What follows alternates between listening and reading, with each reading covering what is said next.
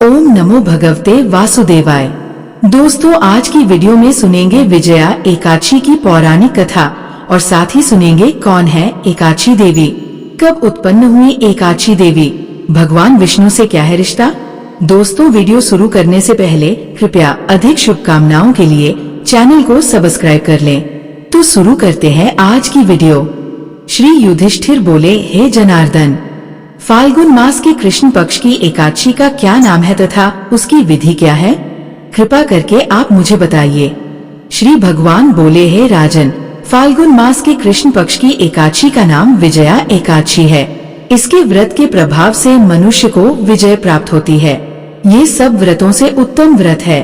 इस विजया एकादशी के महात्म्य के श्रवण व पठन से समस्त पाप नाश को प्राप्त हो जाते हैं। एक समय देवर्षि नारद जी ने जगत पिता ब्रह्मा जी से कहा, महाराज, आप मुझसे फाल्गुन मास के कृष्ण पक्ष की एकादशी विधान कहिए। ब्रह्मा जी कहने लगे कि हे नारद, विजया एकादशी का व्रत पुराने तथा नए पापों को नाश करने वाला है। इस विजया एकादशी की विधि मैंने आज तक किसी से भी नहीं कही। ये समस्त मनुष्यों को विजय प्रदान करती है। त्रेता युग में मर्यादा पुरुषोत्तम श्री रामचंद्र जी को जब 14 वर्ष का वनवास हो गया, तब वे श्री लक्ष्मण तथा सीता जी सहित पंचवटी में निवास करने लगे। वहाँ पर दुष्ट रावण ने जब सीता जी का हरण किया, तब इस समाचार से श्री रामचंद्र जी तथा लक्ष्मण अत्यंत व्याकुल हुए और सीता जी की खोज में चल दिए। घूमते घूमते जब वे मरणासन्न जटायु के पास पहुँचे तो जटायु उन्हें सीता जी का वृत्तांत सुनाकर स्वर्गलोक चला गया। कुछ आगे जाकर उनकी सुग्रीव से मित्रता हुई और बाली का वध किया। हनुमान जी ने लंका में जाकर सीता जी का पता लगाया और उनसे श्री रामचंद्र जी और सुग्रीव की मित्रता का वर्णन किया। वहां से लौटकर हनुमान जी ने भगवान राम के पास आकर सब समाचार कहे। श्री रामचंद्र जी ने वानर सेना सहित सुग्रीव की संपत्ति से लंका को प्रस्थान किया। जब श्री रामचंद्र जी समुद्र से किनारे पहुँचे, तब उन्होंने मगरमच्छ आदि से युक्त उस अगाध समुद्र को देखकर लक्ष्मण जी से कहा कि इस समुद्र को हम किस प्रकार से पार करेंगे। श्री लक्ष्मण ने कहा, है पुराण पुरुषोत्तम, आप आदि पुरुष हैं, सब कुछ जानते हैं। यहाँ से आधा योजन दूर पर कुमारी द्वीप में वक्दालभ्य नाम के मुनि रहते हैं। उन्होंने अनेक ब्रह्मा देखे हैं। आप उनके पास जाकर इसका उपाय पूछिए। लक्ष्मण जी के इस प्रकार के वचन सुनकर श्री रामचंद्र जी वक्दालभ्य ऋषि के पास गए और उनको प्रणाम करके बैठ गए। मुनि ने भी उनको मनुष्य रूप धारण किए हुए पुराण पुरुषोत्तम समझकर उनसे पूछा कि हे राम, आपका आना कैसे हुआ? रामचंद्र जी कहने लगे कि हे ऋषि, मैं अपनी सेना सहित यहाँ आया हूँ और राक्षसों को जीतने के लिए लंका जा रहा हूँ। आप कृपा करके समुद्र पार करने का कोई उपाय बतलाइए। मैं इसी कारण आपके पास आया हूँ। वक्दालभ्य ऋषि बोले कि हे राम, फाल्गुन मास के कृष्ण पक्ष की एकादशी का उत्तम व्रत करने से निश्चय ही आपकी विजय होगी। साथ ही आप समुद्र भी अवश्य पार कर लेंगे।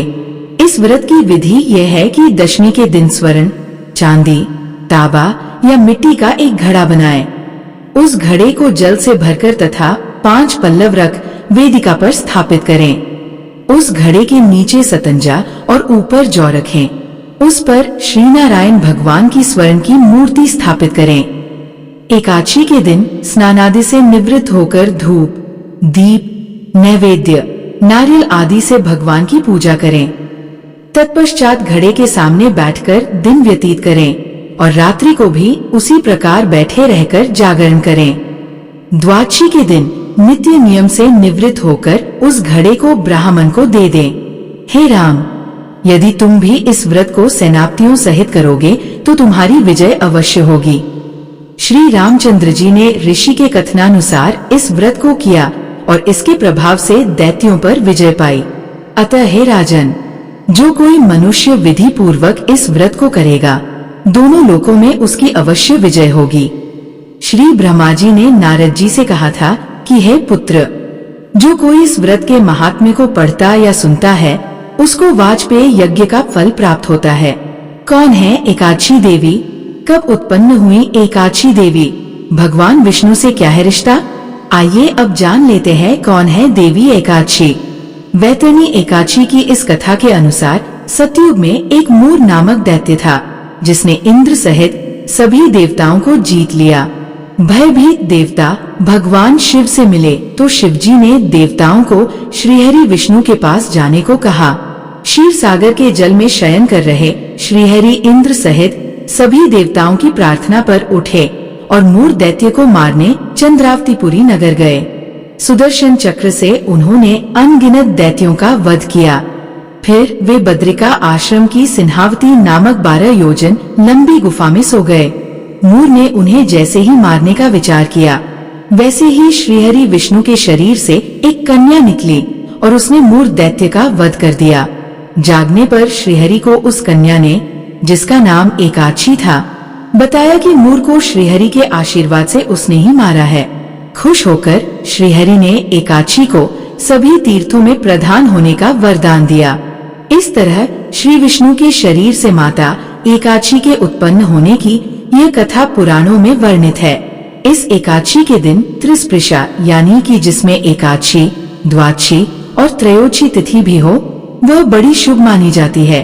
इस दिन एकादशी का व्रत रखने से 100 एकादशी व्रत करने का फल मिलता है। उम्मीद है आपको ये जानकारी अच्छी लगी होगी। दोस्तों, वीडियो को लाइक अवश्य करें और कमेंट में जय श्री कृष्ण अवश्य लिखें। साथ ही चैनल को सब्सक्राइब करें। आप सभी का धन्यवाद।